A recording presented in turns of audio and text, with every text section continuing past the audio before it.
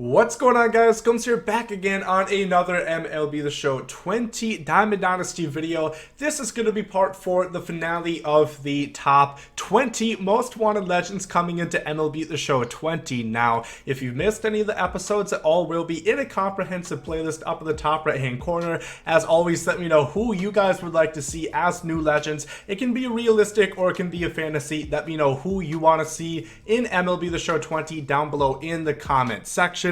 This is going to wrap up the series, but I'll have plenty more MLB 20 news and coverage as we go on. As always, make sure and leave a like down below if you guys do enjoy it. The best way to support the channel. And if you're new, make sure and hit the subscribe button. Just about 200 away, something like that, until we hit 18,000. Really hope we can get it very soon. So without further ado, let's hop right into this one. Yep, unfortunately, we keep seeming to run into a wall. We always include a damn Yankee.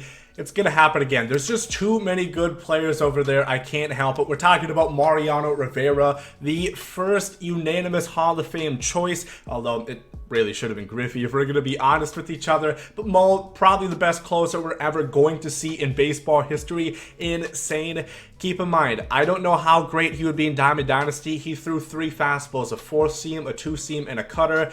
Maybe they can do something, but regardless, we would all love to see him in there. Always what we do, we assume signature cards are coming back, where they look at their 3 best years in one span and take that into account alongside with their career averages. So we're looking at Mariano Rivera from 2004 to 2006, and these were his best statistical totals in each category: a 1.38 ERA, 0.87 whip, 177 opponent batting average, 80 strikeouts, 11 walks, 2 home runs given up, 78.2 innings pitched, and 53 saves. Very good. You can argue it should be like in the late 90s when they were actually winning championships, because he was great in the postseason, but I think this is the best time for Mariano Rivera.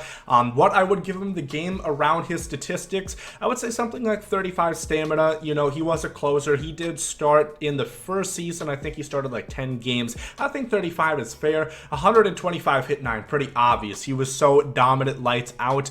195 K9. I don't think it should be all that high. He got a lot of swings and misses. He broke a lot of bats with that cutter as well. But 80 strikeouts was his highest in 78.2 innings pitched. That's not all that much. Maybe 100, but around 95 to 100 range. 115 walks per 9. He definitely limited how many guys he let on from base on ball, so that was very good.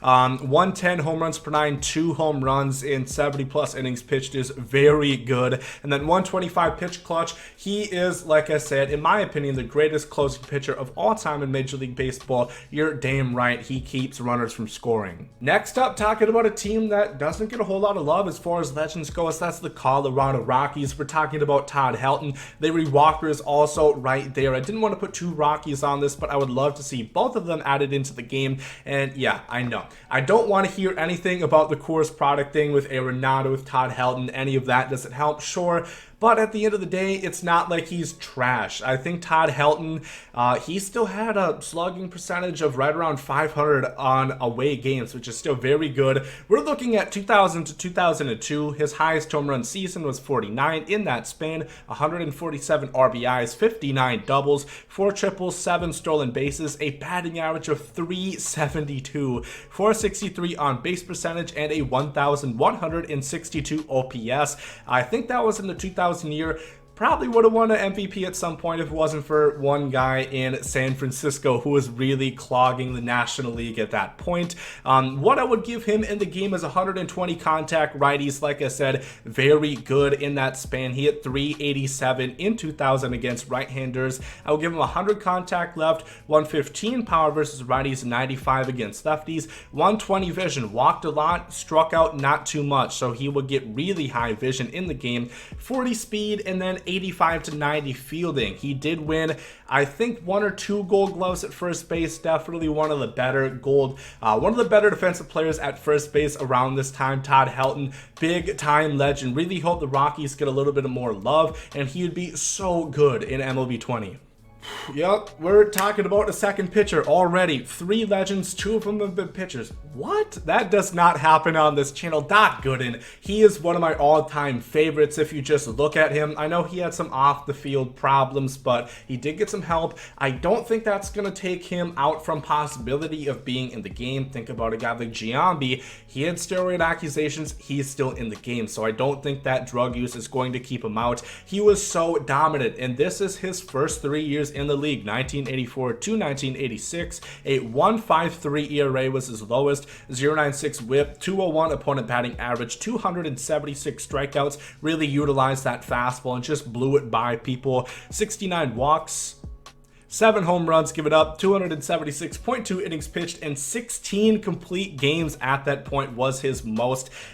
Phenomenal. You know, of course, you know, he had those off-the-field problems, and he kind of deteriorated after this, but this was one of the best 3-year spans, especially for a rookie to do. It was insane. In the game, I give him 115 stamina, 105 hit 9, 120 canine. Definitely deserves that. I really want to see that fastball, kind of like a Bob Gibson-esque. 80 walks per 9. He did give up some walks. I think he even had an 80 walk season around those first 3 years. 95 home runs per 9, which, remember, it doesn't actually correlate to anything. It doesn't matter in multiplayer gameplay. And then 110 pitch clutch. Once again, I don't know exactly how to judge that because it's, you know, keeping runners from scoring once they're in scoring position. Keeping your ERA, though, I usually give a pretty high rating. Doc Gooden would be very nice to see, and give the Mets, alongside Keith Hernandez, another really good player in that 1980s range. It took 40-50 years for somebody to hit the Triple Crown since the last time Carl Yastrzemski did it. I bet you cannot spell his name. Try it down below in the comments, and don't cheat either. It took me a long ass time to figure it out. I would love to see him. You know, of course, his grandson Mike Yastrzemski is doing pretty well with the Giants, and I would love to see his grandpappy in the game as well. We're looking at 1967, his MVP year, to 1969. Highest home runs was 44. 121 RBIs, 32 doubles, 4 triples, 15 stolen bases, a batting average of 326, 426 on base percentage, and a 1040 OPS. So you can obviously tell he walks a lot. A 100 jump on that on base percentage from his batting average. Taking a look at his stats, it was really difficult to do because this was a weird span for him. I would give him 105 contact right and 80 contact left. Now, career, he hit 299 against righties. He hit 323, 314, and 282 in that 3-year span. Against lefties, he hit 244. His first year, 1967, he hit 338 against lefties, but then dropped off to 268 and 203. I think that's fair. Power versus righties at 120, 85 contact left, maxed out vision, walked a ton, did not strike out nearly at all. Yastrzemski was great at that, so that'll kind of counteract for the lower contact numbers. 65 speed, I think, is about fair. I don't really know.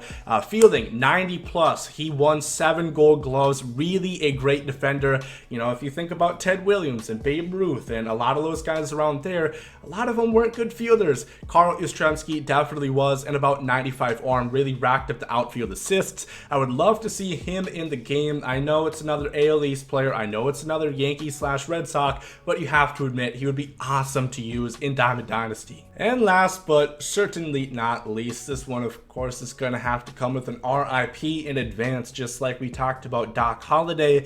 We're going to be talking about Jose Fernandez. Of course, this is a guy who in 2016 passed away, of course, due to a boating crash, and it really rocked my world. You know, this is one of the most significant events I can remember. I remember exactly where I was, what I was doing when I got the notification on my phone.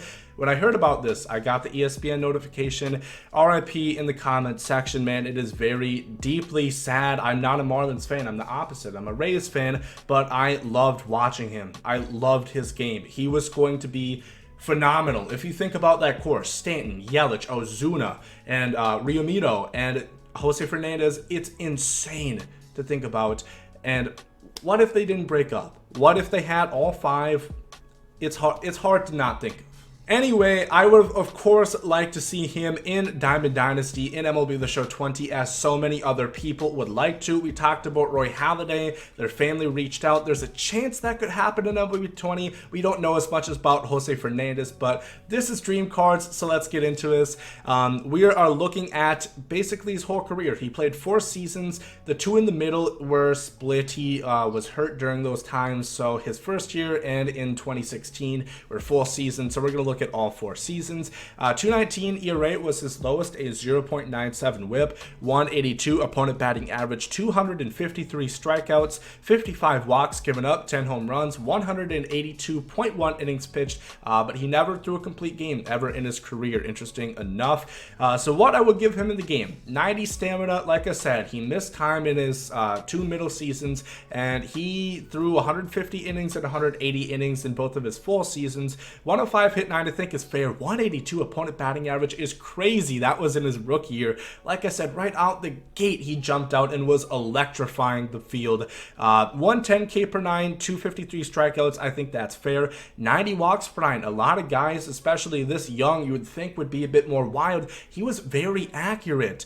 85 home runs per 9 and 110 pitch clutch. I really want to see Jose Fernandez. Obviously, I get it. You know, if he's not, it's ultimately up to his family at this point. It's not a situation where the guy's still alive and they can decide for themselves.